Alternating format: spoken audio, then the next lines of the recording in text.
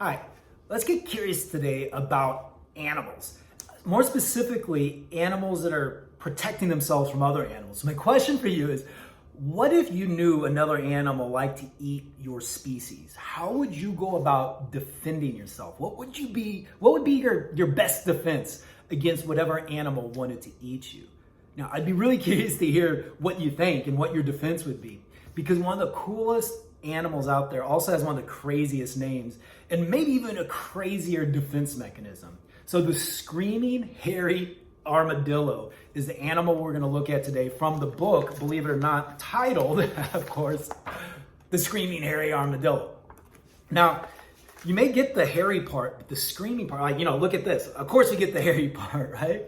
But the screaming part, do you ever wonder why the armadillo screams? And I shouldn't say all armadillos, but specifically the Screaming Hairy Armadillo, right? Don't they just roll up into balls and that's their defense? Or couldn't the hair be the defense one way or the other?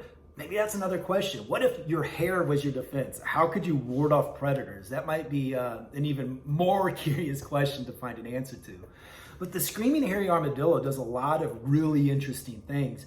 And one of the things is that to defend itself against predators, it'll lay out a scream. And it can scream super loud. And apparently it's terrifying enough of a scream that it works. So it's pretty wild when you think how nature goes about with its animals, making adaptations, and the way that these animals over time evolve some strange abilities, if you will, almost like a superpower, right? To protect itself from those that might be trying to eat it. Now, the screaming and the hairy is only part of what makes the Screaming Hairy Armadillo so interesting. And I don't want to give you all of the information, because if you check out the book, you'll see that there's quite a bit to digest into it. We have some wonderful photos or images here. This is a drawing. We have images and photos for other animals. A little breakdown on some of the scientific, information on the Screaming Hairy Armadillo, as far as not just what its scientific name is, but how it got it, and how that relates to its common name.